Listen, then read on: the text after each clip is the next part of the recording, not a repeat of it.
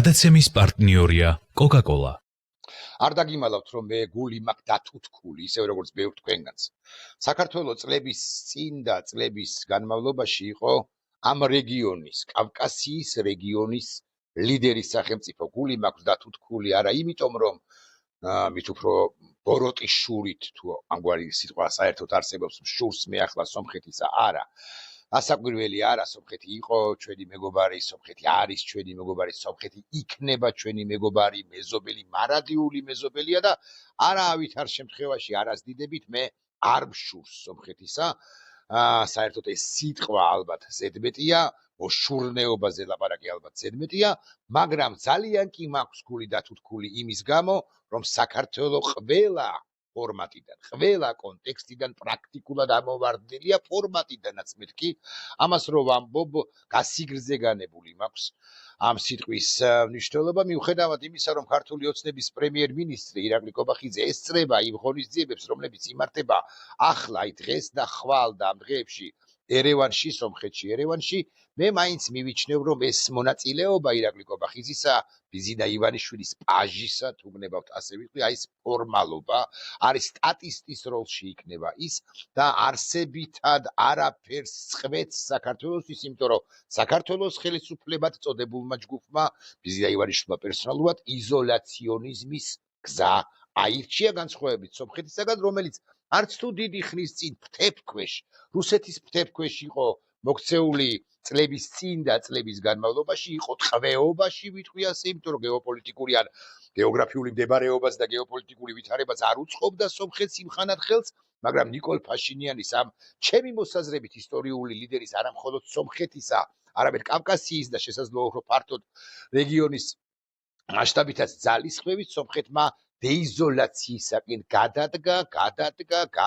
ნაბიჯები და აგე მივიდა იმ ღონისძიებებამდე, რომელ ღონისძიებებსაც მართავს მასპინძლობს ერევანი დღეს ხვალ ზეგდა ამ დღეებში რა ღონისძიებებია, ამაზეც ვიტყვი ორ სიტყვას, მაგრამ მანამდე კარგად უნდა ავხსნა. დიახ, სომხეთი არ არის და ვერც იქნება ევროკავშირის წევრი საქართველოს გარეშე. თუ ვივლით ჩვენ ერთად უნდა ვიაროთ ბრიუსელისკენ, ევროკავშირისკენ, ევროსივრცისაკენ, დამოუკიდებლად თუ უგნებავთ ასე ვიტყვი, ვერ გადაახტება საქართველოს სომხეთის რესპუბლიკა და დამოუკიდებლად ვერ შევა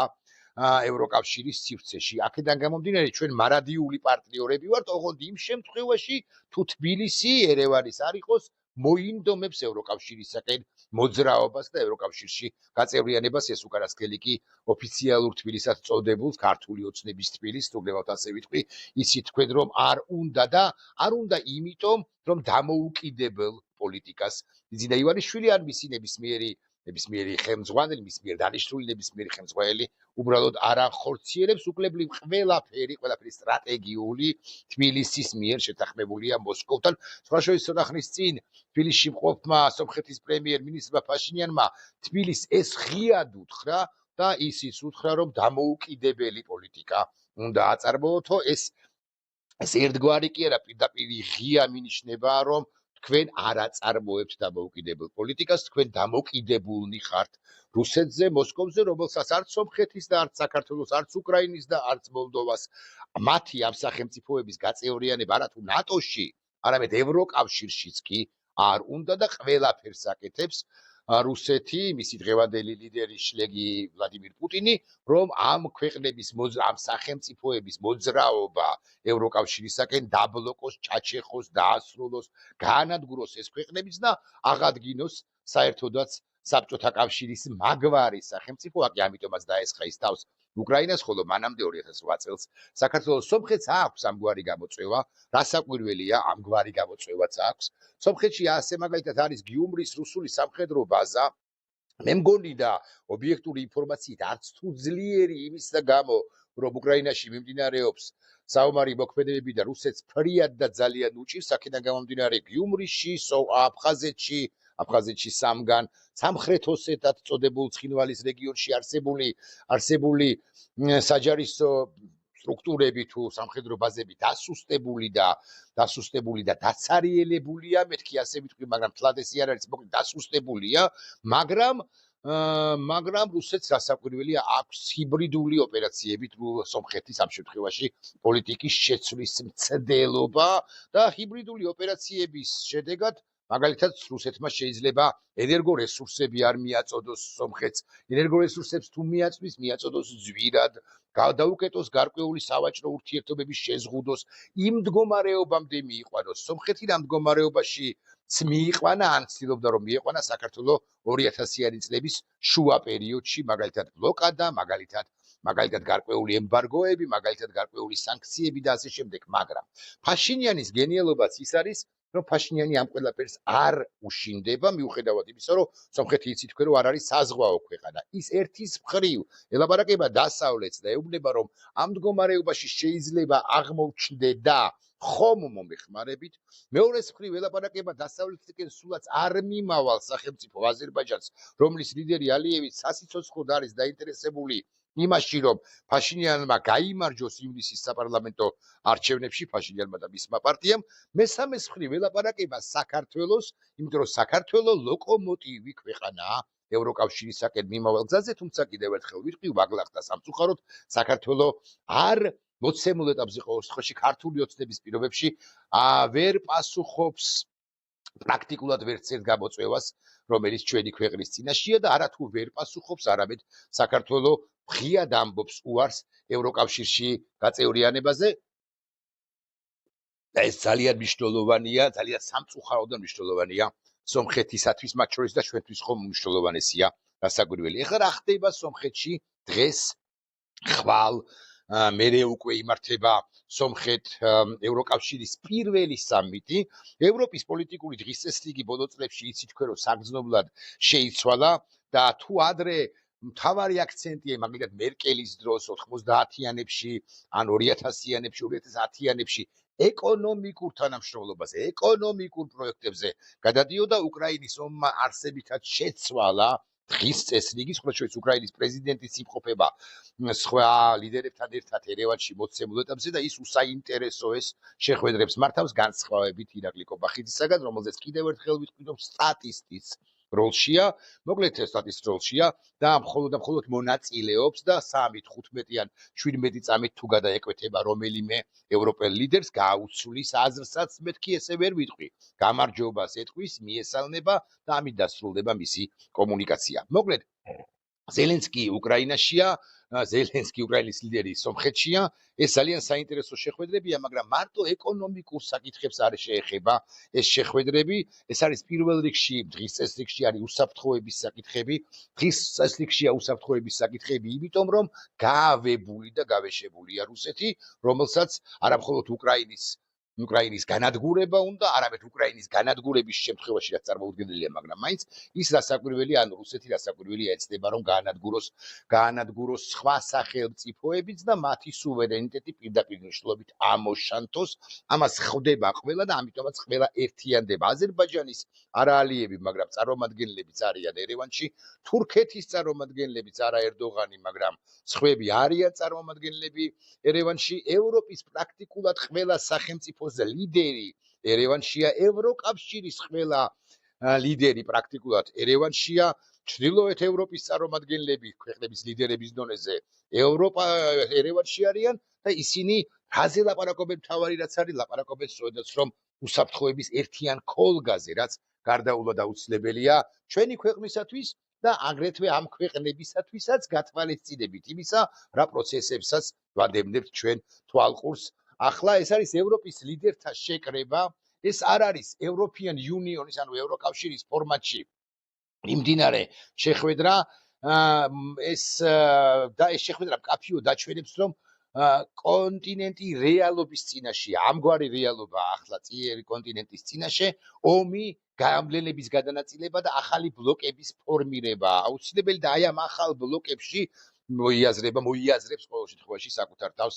ერევანი და სომხეთი და ფაშინიანი ოღონდ უნდა გადარჩეს. ერევანი უნდა გადარჩეს, სომხეთი უნდა გადარჩეს, ფაშინიანი უნდა გადარჩეს და უკვე ივნისის თვეში დაახლოებით ერთ თვეში რომ გაიმართება არჩევნები,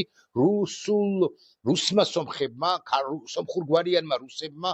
კარაპეტიანმა და სხვებმა არ უნდა აიღონ რევანში, რომლებსაც რა უნდათ, რომლებსაც უნდათ მეტი სიახლოვე სომხეთისა რუსეთთან და ვაჭრობენ სწორედ ამგვარი საკითხებით, რომ აი ენერგო მატარებლებით, მაგალითად ენერგორესურსებით სომხეთს აბანაგებს რუსეთი იაფად და ასე შემდეგ და ისტორიულ თუ ამას ისტორიული ჰქვია, ერთობაზე რუსეთისა და სომხეთისა ამახვილებენ ყურადღებას. უნდა განვიხილოთ ის უნდა ვთქვათ, რომ ევროკავშირის სომხეთის სამიტიც გაიმართება. დღეს სომხეთი დგას ისტორიულ გზაგასაყარზე 2020 წლის შემდეგ და განსაკუთრებით მთიანი ყარაბაღის დათმობის შემდეგ სომხეთმა ფაშინიანის ხელმძღვანელობით მკვეთრი დასავლური გზა აიღო. ოღონდ ესეც ძალიან მნიშვნელოვანია ქართულ კონტექსტში. სომხეთს არავინ სთხოვს ისევე როგორც საქართველოს მაგალითად ერთკეციანთა ქორწინების დაკანონებას რაღაც მსგავს რაღაცეებს არავინ სთხოვს ომში ჩართვას ჩვენი არ იყოს არ გთხოვენ. ოღონდ ჩვენთან ეს რუსული პროპაგანდა საკმაოდ მძლავრია, ხოლო ფაშინიანი როგორც პასუხისმგებლიანი ლიდერი არც კი უშვებს ამგვარი პროპაგანდის გავრცელებას, ამგვარი მესიჯების გავრცელებას სომხურ საზოგადოებაში. ამიტომაც ვერ დაეყრდნო რუსეთი საკუთარ მომხრეებს თუ საკუთარ წარმომადგენლებს სომხეთში, კარაპეტიანს და სხვებს უბრალოდ ვერ უთხრა, ვერ უკარნახა ამგვარი მესიჯების გავრცელება, იმიტომ რომ შესანიშნავად მიხვდა რუსეთი, მოსკოვში შესანიშნავად მიხვდნენ, რომ სომხეთში ეს უბრალოდ არ გაჭრიდა, თუმცა აქვე გაგახსენებთ, უბრალოდ გვარი არ მახსოვს, სახელი კი მახსოვს, რომ სომხეთში ხსენებული კარაპეტიანის, ანუ ფაშინიანის მთავარი ოპონენტის საარჩევნო PR ჯგუფის ხელმძღვანელი არის მოშე, ოღონდ გვარი არ მახსოვს, მოშე, რომელიც ქართულ ოცნებასაც ეხმარებოდა ამ შავ PR-ში თუ მართებული სიტყვა და სწორედ მისი მოფიქრებული იყო და არის ის სისხლიანი ბანერები ან კიევისა და დანგრეული უკრაინისა და წყალებში აყვავებული საქართველოს ერთმანეთთან შედარების თაობაზე პლაკატები, ბანერები და ასე შემდეგ ამ კონტრასტის ჩვენება, რაც დასაკვირველია ყველაფერთან ერთად გიზნეობაზე თითქოს არავინ არ ლაპარაკობს ან მორალზე ჩვენ სინამდვილეში, მაგრამ უზნეო და ამორალური იყო. მოკლედ სომხეთი ისტორიულ გზაგასაყარზე დგას. სომხეთის და ევროკავშირის სამიტი გაიმართება. თუ კარაპეტიანის ჯგუფი გაიმარჯვებს ივნისის თვეში, ბარემ ამასაც ვიტყვი, ამ შემთხვევაში სომხეთში დაბრუნდება ეს რიტორიკა, რომ ყარაბაღი უნდა დაუბრუნდეს სომხეთს და სომხეთის წიაღში უნდა დაბრუნდეს და ამასთან უნდა დაბრუნდეს ძალისმიერი გზით. ეს კი რუსული თამაშია, რომ ვიცოდეთ მაინც, ხოლო თუ ეს ყველაფერი არ მოხდება, შესაბამისად, ანუ თუ ფაშინიანი გაიმარჯვებს, შესაბამისად ყველა ის ეკონომიკური პროექტები, რომლებიც ამერიკის შეერთებულმა შტატებმა დაანონსა, ეს არის ხელოვნური ინტელექტის ქარხანა, ეს არის NVIDIA-ს ქარხანა, ეს არის ტრიპი პირველ რიგში გასაგულია, რომ ტრამპის გზა მშვიდობისა და კეთილდღეობისათვის, რომელიც გადის სომხეთის ტერიტორიის ნაწილზე ირანის ჩრდილოეთით, ეს ყველაფერი განხორციელდება და გავბედავ და ვიტყვი, სომხეთი ეკონომიკური თვალსაზრისით ამოისუნთქავს რუსეთის გარეშე, რუსეთი ამას ეუბნება სწორედ სომხეთს, რომ ჩემს გარეშე შენ ცხოვრება არ შეგიძლიაო, ამას ეუბნება პრინციპში საქართველოსაც და საქართველოს დევადელი ხელისუფლებად წოდებული ჯგუფი ამ ყველაფერს იჯერებს და დამოკიდებულია, ჩამობღაუჭებულია რუსეთზე, ხოლო სომხეთის პოლიტიკური ელიტა, ფაშინიანი და მისი პარტია და მისი თანაგუნდელები ამ ყველაფერს ისე თქვენ, რომ არ უშინდებიან. ეს უშიშარობა არის სწორედაც რომ თავარი სომხეთი არ უშინდება არც იმ ბჭყალებში შესაძლო თავდასხმებს, ასე მაგალითად გიუმრის ბაზიდან, იმიტომ რომ შესანიშნავად ხვდება, რომ ვიდრე რუსეთი ასეთ მძიმე მდგომარეობაშია უკრაინაში, მას მეორე, ანუ რუსეთს მეორე ფრონტის გახსნის შესაძლებლობა პრინციპში არ აქვს არც ერთი მიმართულებით და თუ მაინც გაბედავს რუსეთი რამე ფრონტის გახსნას, ასე მაგალითად თავისი პოლონეთის მიმართულებით თუ ლიეტვის მიმართულებით თუ ესტონეთის მიმართულებით თუ სომხეთის მიმართულებით თუ აზერბაიჯანის მიმართულებით, რასაკვირველია მყისიერად გაეცემა მას პროპორციული ან საერთოდაც არაპროპორციული ან ასიმეტრიული პასუხი. სომხეთის სუსტი შეიარაღებული ძალებიც კი მოახერხებენ აღკვეთონ ის პროვოკაციები, რომლებსაც თუ რამეა დაგეგმავს რუსეთი და განახორციელებს რუსეთი. უშიშარობა აი ამ მოცემულ ეტაპზე გამოწვევების გათვალისწინებით უშიშარობა არის მთავარი ან ერთ-ერთი მთავარი მახასიათებელი სომხეთისა და აკი ამიტომაც უშიშარი სწორედ რომ ფაშინიანი ის იწვევს სტუმრად ხსენებული 50 სახელმწიფოს ლიდერებს, მაკრონია მეთქი ჩასული ეს გონი გითხარით, არ შესაძლოა არც მithქვამს და არა მხოლოდ მაკრონი, მელონი, სხვები და სხვები, რომლებიც ეუბნებიან და მთავარი პოლიტიკური გზავნილი ევროპისა რა არის, ჩვენ ვართ შენს გვერდით და რუსეთი კი გემუქრება, რუსეთი კი გაშანტაჟებს, რუსეთი კი გეუბნება რომ აი ჩემს გარეშე შენ ვერ გაძლებ, მაგრამ შენ რომ ვიცოდე, მაინც ჩვენ ევროპელები ადეკვატურები ვიქნებით, ოღონდ შენ უნდა იყო ადეკვატური, პირველ ყოვლისა უნდა გაიმარჯვა არჩევნებში და მაღალი ალბათობით პაშინიანი გაიმარჯვებს არჩევნებში მომავალ თვეში და კიდევ 4-5 წლიან ციკლში შევა სომხეთი და ამ 5 წლის განმავლობაში გადადგამს უმნიშვნელოვანეს ნაბიჯებს პაშინიანის ხელმძღვანელობით სომხეთის მთავრობა, შენ უნდა გაიმარჯვო და საბოლოოდ უნდა მოხდეს განქორწინება რუსეთთან. ეს სტრატეგიული ამოცანაა ყველა იმ სახელმწიფოში, რომელიც ადეკვატურია, ადეკვატურობას აქვს გადაწყვეტი მნიშვნელობა. ცენტრალური აზიის სახელმწიფოები პრაქტიკულად 5-ვე, მაგრამ განსაკუთრებით უზბეკეთი, ყაზახეთი და თურქმენეთი ძალიან ადეკვატურები არიან. აზერბაიჯანი ხო ზე ადეკვატური სახელმწიფოა, იმიტომ რომ გვერდში ყავს თურქეთი, რომელიც მას ემხრობა. მოლდოვა ადეკვატურია, რომელსაც ერთის მხრივ გვერდში ყავს რუმინეთი, ერთი ხალხია პრაქტიკულად, მაგრამ აქვე ვიტყვი და მარჯვნივ ასე ვიტყვი უფრო დიდი მეზობელი უკრაინის სახით, რომელსაც უჭერს მაია სანდუს ხელისუფლება მხარს და ერთად შევლენ ევროკავშირში, რასაკვირველია უკრაინა და მოლდოვა და კიდე რამდენიმე სახელმწიფო, როცა მოხდება გაფართოება ევროკავშირისა, ბარემ ვიკითხავ, მოხდება თუ არა, როცა მოხდება მაშინ, მოხდება თუ არა ევროკავშირში ინტეგრაცია სომხეთისა და მე გეტყვით ერთ უცნაურეს სიტყვას, არა, არ მოხდება. ყოველ შემთხვევაში გაფართოების შემდეგ ტალღაზე, როცა არ უნდა იყოს გაფართოების შემდეგი ტალღა, მაგალითად 27-ში, წარმოუდგენელია ჩემი აზრით, მაგრამ მაინც 28-ში, 29-ში, სულ მაქსიმუმ 30-ში უკრაინა, მოლდოვა, მონტენეგრო ხომ შედიან და აი შევა თუ არა, ასე მაგალითად სომხეთი მეთქი და მე გეტყვით რომ შეუძლებელია, მაგრამ გაფართოების შემდეგი ტალღა, ანუ აი შემდეგი ამ წუთიდან რო ვიანგარიშოთ, უთუოდ იქნება და ოდესღაც მაკრონისა თუ შოლცის მიერ ნათქვამის სიტყვა რომ ლისაბონში იწყება ევროკავშირი და სრულდება თბილისში, მაშინ საქართველო იყო აქტუალური ქვეყანა, ეს წინა ხაზზე მდგომი სახელმწიფო, ეს პრინციპში მაინც დასახევიან, გასაუქმებელიან, ყურადღება აღარ მისაქცევი ფრაზაა, იმიტომ რომ ახალი სლოგანია მოსაფიქრებელი, მეტისად ის რასაკვირველია პირველ ყოვლისა, მაგრამ აგრეთვე ახალი სლოგანია მოსაფიქრებელი ამგვარი და ამ სლოგანის თანახმად ლისაბონში იწყება ევროპა და მთავრდება კი ერევანში, ოღონდ კიდევ ერთხელ უნდა ვთქვა, რომ ეს ვერ მოხდება 30 წელს, იმიტომ რომ უბრალოდ ვერ მოასწრებს სომხეთი რეფორმების ჩატარებას და ასე შემდეგ, იმიტომ რომ 30 წლამდე პრინციპში მაინც 3 წელიწად ნახევარი და არა უმეტეს არის დარჩენილი, თუმცა მანამდე სომხეთი რასაკვირველია ძალიან ბევრ ბენეფიტს მიიღებს ევროკავშირიდან, მათ შორის ასოცირების ხელშეკრულებას, უვიზო რეჟიმს და ასე შემდეგ, იმ უვიზო რეჟიმს, რომელიც შეიძლება ჩვენ ჩამოგვერთვას რიგით მოქალაქეებსაც კი ბარებ ვიტყვი ამას და რასაკვირველია ვერ მოასწრებს, იმიტომ რომ მისი მთავარი პარტნიორი, მისი ლოკომოტივი პარტნიორი მეგობარი ქვეყანა საქართველო ამასობაში ადეკვატური მოცემულ ეტაპზე ყოველ შემთხვევაში ბიზნე ივანიშვილის პირობებში უბრალოდ არ არის და ვერ ჩაიბამს ვაგონ სომხეთს საქართველო, იმიტომ რომ თავად ევროკავშირისკენ არ მოძრაობს და შესაბამისად კიდევ ერთხელ გავიმეორებ ამ სიტყვას, რომ სომხეთი უბრალოდ ვერ გადაახტება საქართველოს. აქვე ორ სიტყვას ვიტყვი ამ ღონისძიებაზე თუ გნებავთ კიდევ ერთხელ ამ სამიტზე სომხეთისა და ევროკავშირის ასევე პოლიტიკური ლიდერების შეხვედრაზე ერევანში და ეს უმნიშვნელოვანესია და აქცევს ერევანს მოცემულ ეტაპზე გეოპოლიტიკურ ცენტრად კავკასიის რეგიონში და ეს სომხეთისთვის ძალიან მნიშვნელოვანია, მაგრამ აქვე ვიტყვი თემაზე შუა დერეფანს აქვს, მოდი ასე ვიტყვი, ორი განშტოება. ეს არის ერთი განშტოება ხსენებული ტრიპის დერეფანი, ტრამპის გზა მშვიდობისა და კეთილდღეობისაკენ და მეორე განშტოება არის საქართველოს ტრადიციული, მოდი ასე ვიტყვი, განშტოება. ტრიპი არც ერთ შემთხვევაში არ არის ჩვენი გზის ალტერნატივა და შესაძლოა არის კონკურენტი, ოღონდ კონკურენციას რომ გაუძლო, შენს უნდა იყო ადეკვატური და აი აქ ძალიან მნიშვნელოვანი სახსენებელია, რასაკვირველია ანაკლიის წყალმცხოვარი პორტის აშენების ამბავი, რომელიც უბრალოდ ვერ ხორციელდება ქართული ოცნების ხელისუფლების პირობებში, იმიტომ კი არა, რომ ქართულ ოცნებას ქართულ ოცნების წარმომადგენლები ვერ ხვდებიან ანაკლიის ყბასყოვანი პორტის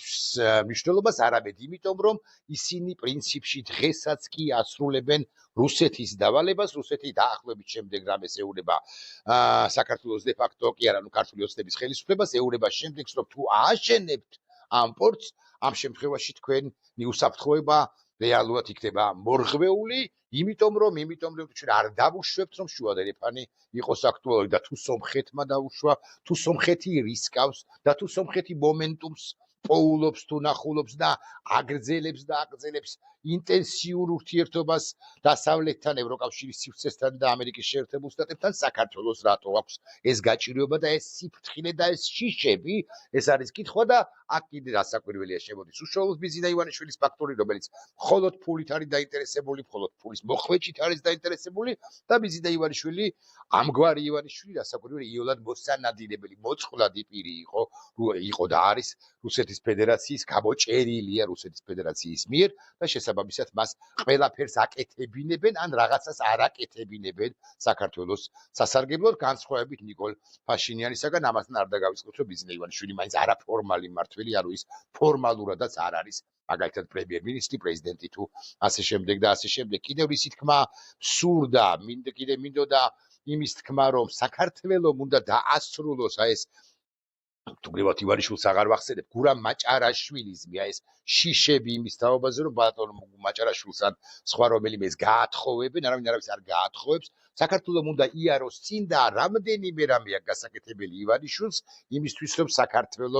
საქართველოს დაეწიოს უკრაინას და მოლდოვას, მეთქი ასე ვიტყვი. რაღაცებში ჩვენ ვუსწრებთ უკრაინას და მოლდოვას, განა არა, მაგრამ ადეკვატურობაში ჩვენ ჩამორჩებით პრაქტიკულად ყველა სახელმწიფოს, ალბათ ეს უმნიშვნელოვანესი სიტყვა რაც უნდა მეთქვა. საქართველოს რომ დაეწიოს ადეკვატურობაში უკრაინას, მოლდოვას, სომხეთს, არ ვიცი, ყაზახეთს და ასე შემდეგ, ამისთვის ივანიშვილმა პოლიტიკა უნდა შეცვალოს, რასაც ბიზინა ივანიშვილი უბრალოდ ვერ გააკეთებს, იმიტომ რომ ის თავად არის მოწყვლადი ტიპი, მოწყვლადი პირი რუსეთის მიერ, ის ბოდიში რასაკვირველია, მაგრამ გამოჭერილია რუსეთის მიერ, ყურებით გამოჭერილია და დამოუკიდებელი ნაბიჯების გადადგმის უნარი, სურვილი და უნარი არ აქვს. და აქვე რამდენიმე სიტყვას ვიტყვი პრინციპში ანაკლიაზე ვილაპარაკეთ, სომხეთის არჩევანზე ვილაპარაკეთ. სომხეთში კიდევ ერთხელ ევროპის პოლიტიკური ლიდერები შეიკრიბნენ დღეს და ხვალ ისინი გამართავენ უმნიშვნელოვანეს სამიტს, რომელსაც ეცდება ირაკლი კობახიძეს, მაგრამ ის სტატისტის როლში იქნება. სომხეთი ხდება, ერევანი ხდება კავკასიის რეგიონის პოლიტიკური ცენტრი, სომხეთი ნახტომებით მიეშურება ნატო ევროკავშირისკენ, უფრო ევროკავშირისკენ და ადეკვატურად აღიქვამს ამ სურვილს სომხეთისა დასავლეთი, კონკრეტულად ევროპული სივრცე. ხო, ამის თქმა მინდოდა, რომ სომხეთი პრაქტიკულად ერთადერთი სახელმწიფოა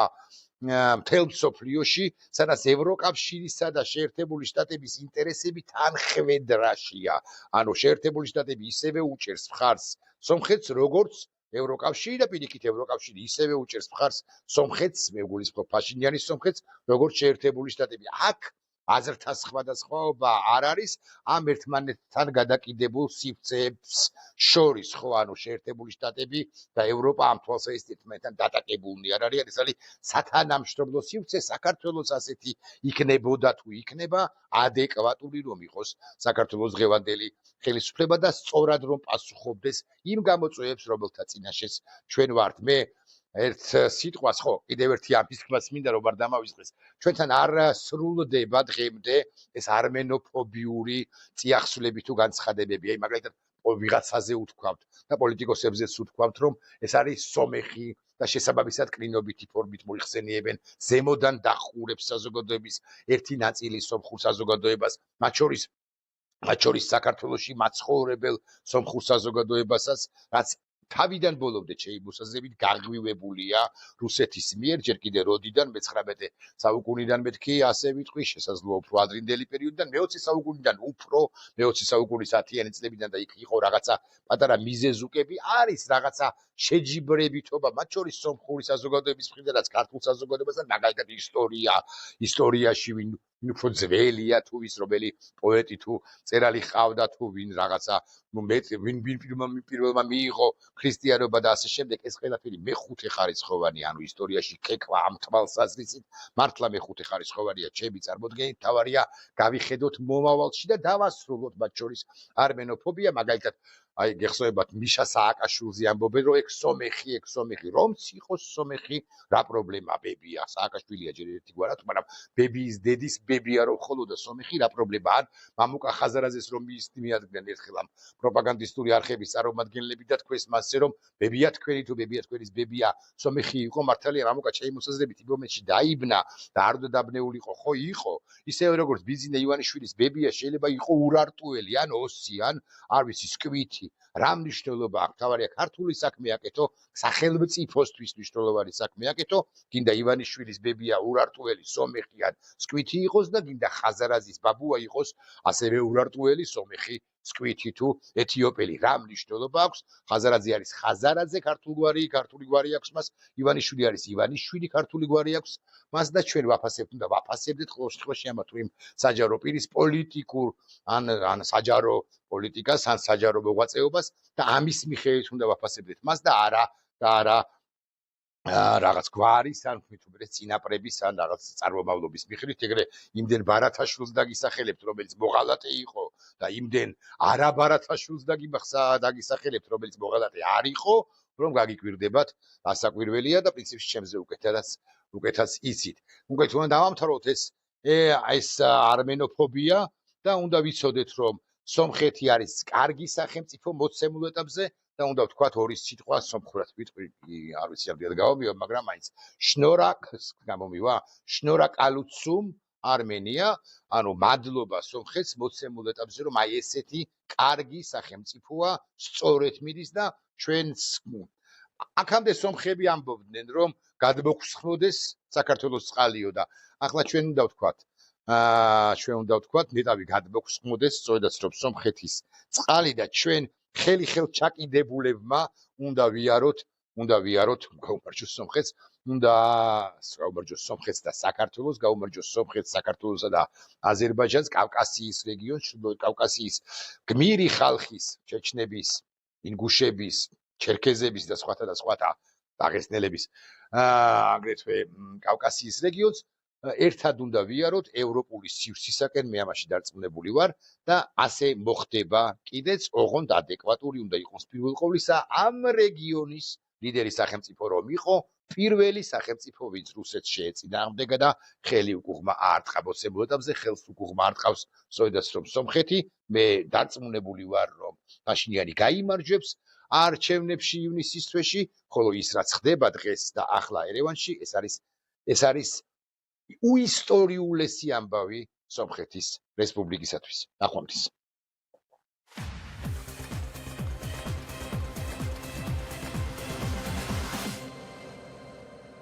გადაცემის პარტნიორია კოკა-კოლა.